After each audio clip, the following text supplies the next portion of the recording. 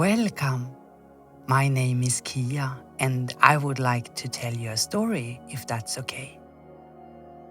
This story is about two mermaids and their search for a magic coral. But before we begin, please lie down and get comfortable so you won't miss any of the story because of being uncomfortable and needing to move around.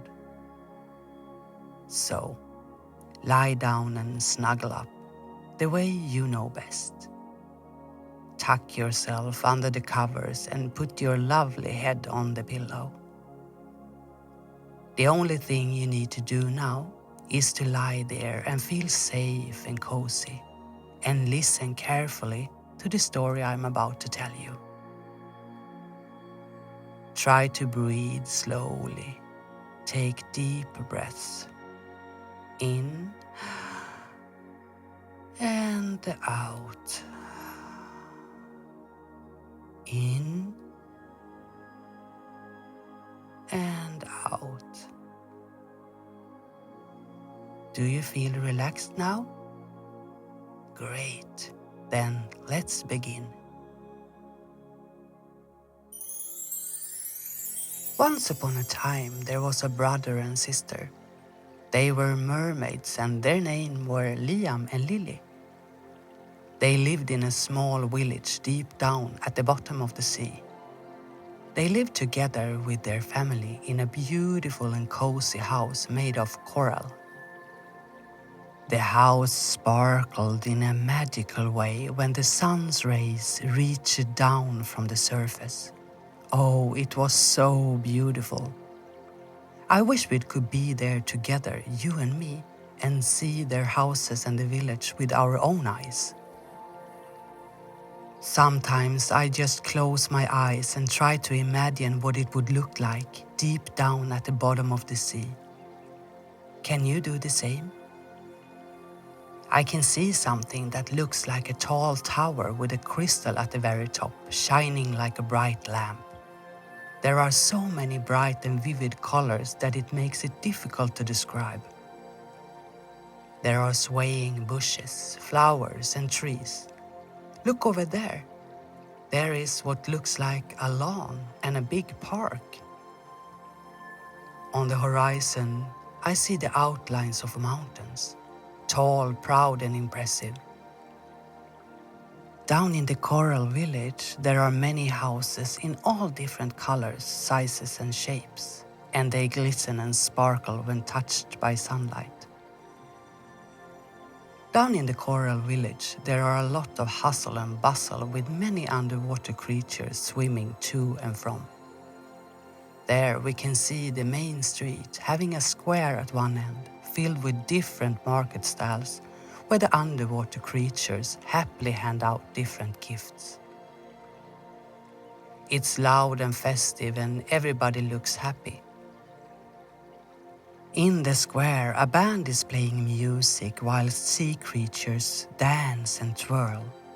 Today is a festival day, a day of celebration, a very important day. Today is the celebration of all children.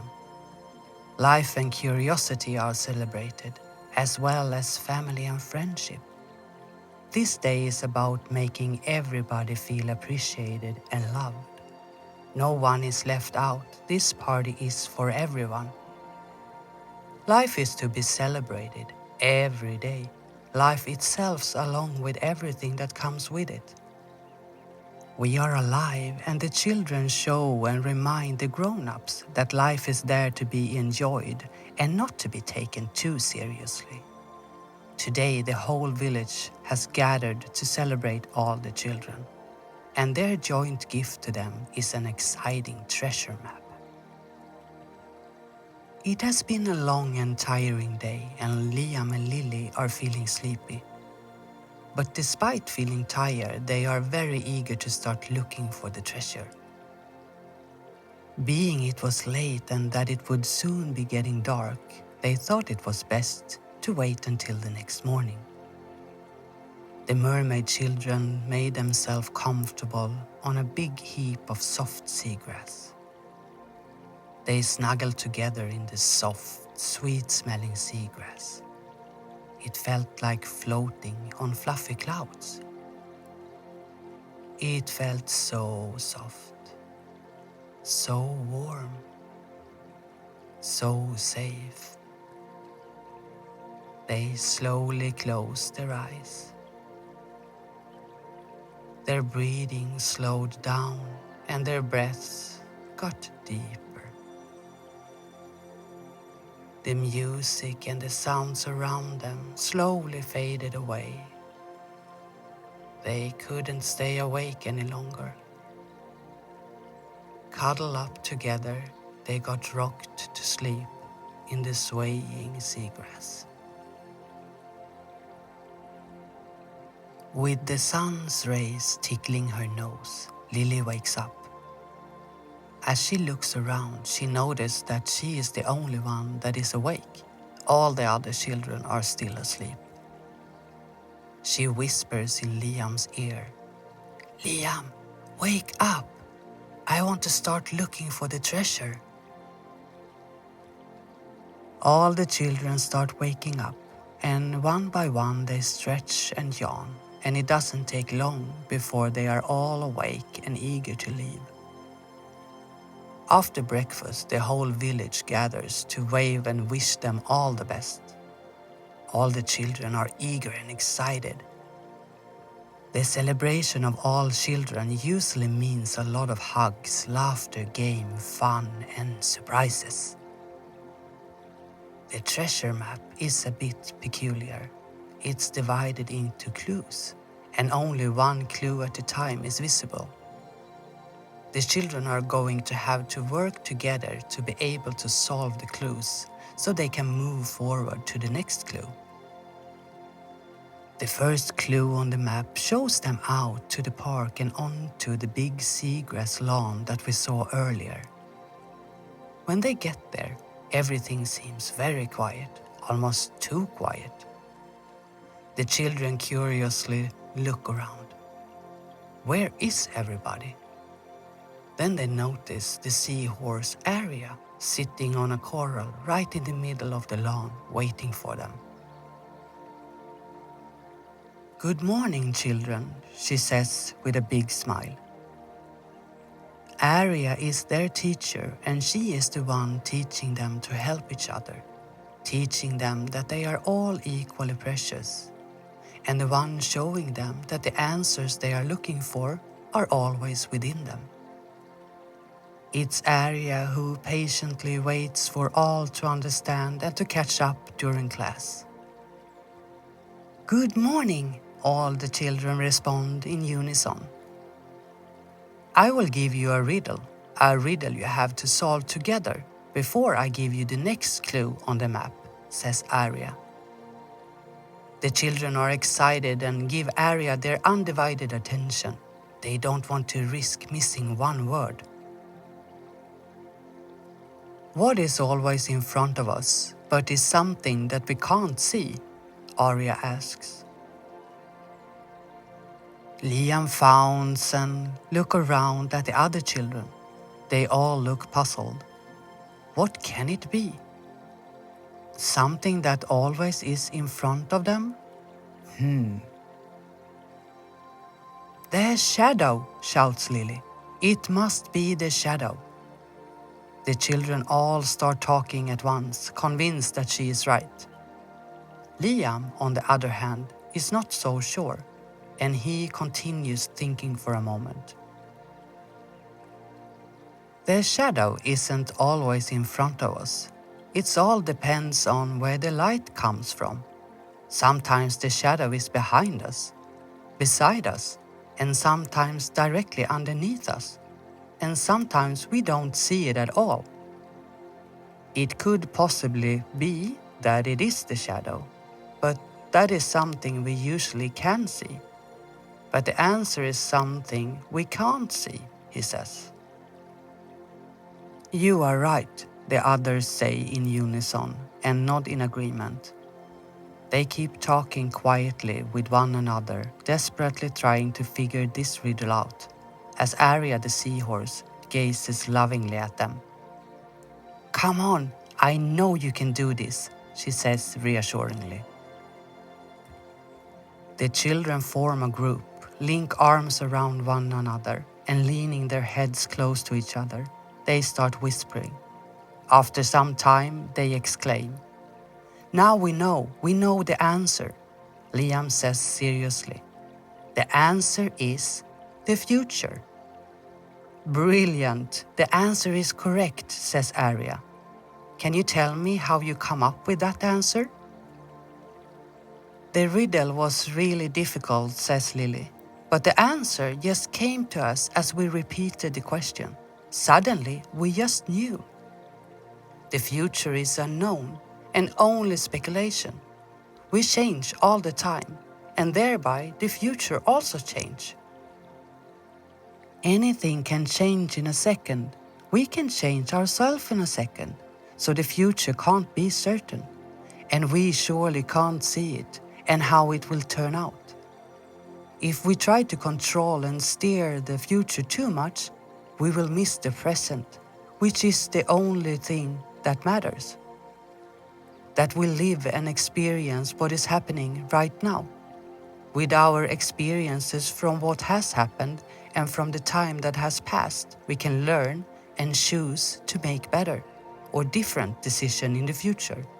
But the only thing that we really can affect is our experience of the present moment." Those are very wise thoughts, and you are correct. We can change the potential future by changing our way of looking at things, situations, ourselves, and others. "I'm now happy to show you the way to the next clue," says Arya, whilst at the same time carefully touching the map. The children look in amazement when the map seems to mark the way by itself. The following tasks and clues the children solve by working together. For each assignment, they can choose 1, 2, or more from the group who they feel best suited for that particular task, based on their unique and individual abilities. The tasks and the abilities they need to be best able to solve the riddles are things like having a good aim, a good sense of balance, being able to swim fast, being good at counting, placing things in the correct order, fault finding, being silly, good at building Lego, dancing, acting, and much more. In the end, all the children have had an equal share in solving the assignments, encouraging, helping, and appreciating one another. Following the road on the treasure map leads them to a lot of laughter, games, cooperation, and support. Some tasks take a long time to finish, while others are easier. By the time the children reach the last stop at the spot marked X on the map, it's already getting dark, and Cosmos the octopus is waiting for them. "Good evening," he says to the children. "Congratulations, you have succeeded in solving all the tasks, and you have found your way to the end. By using your fabulous ability to cooperate, your fantastic ability to see and support each other's strengths and qualities, your ability to encourage each other, and your loving ability to help one another, you have reached the goal. Some of the tasks has been difficult and demanding and have required a lot of courage, and others have been easier. By working together, you are now here. Do you think you would have made it all on your own?" "No, we would never have made it on our own," all the children exclaimed. Cosmos nods in approval. "What is the greatest insight and lesson you take from today?" The children don't hesitate. They all agree by saying, "The greatest insight is that we are all equally precious. We are all needed, and no one is even a bit better than anyone else. We are all different, yes, but we aren't worth more or less because of that. We have also learned that what we used to view as weaknesses can be strengths. We have learned to support encourage, and most important of all, believe in one another and ourselves. That we need each other, and the more we appreciate that, the stronger we become, and that means we can achieve far more than we could ever have imagined. You are clever mermaids indeed, said Cosmos. You well deserve the treasure. Cosmos parts a seagrass curtain and leads the children out into something that looks like a giant playground, with lots of merry-go-rounds, swings and climbing frames. The whole village is there to celebrate. There are tables filled with all kinds of sweet and delicious food for everyone to eat.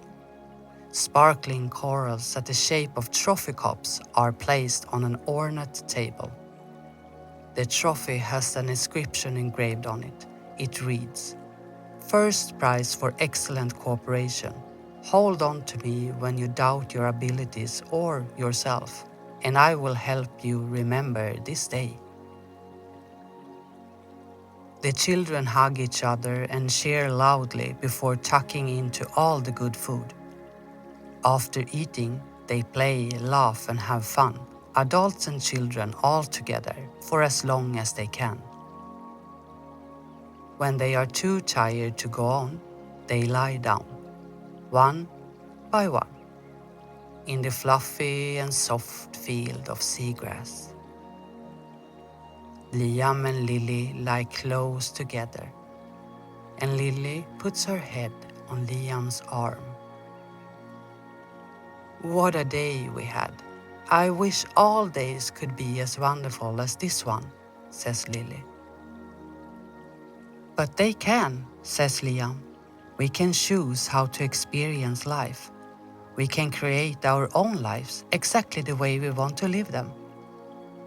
We just need to believe in ourselves and our abilities and remember to do the things that makes us happy. And if we forget, we can grab hold of our magical coral trophy cups and then we will remember. Oh, I love you, Liam, Lily says with a big yawn. Liam softly pats his sister's cheek. I love you too, he says, as he watches her eyes slowly close. With a big smile, Lily falls asleep on her brother's arm. She's safe in the embrace of her big brother and the swaying seagrass. Liam also feels sleepy. His eyelids are getting heavier and heavier. The seagrass slowly rocks him to sleep. His breathing becomes deeper and slower. He is safe. He is happy. He is loved. Just like you. You are safe. You are loved. You are amazing. You are brave. You are precious. You are perfect just the way you are. With everything that's you. You perfect little thing, sleep tight.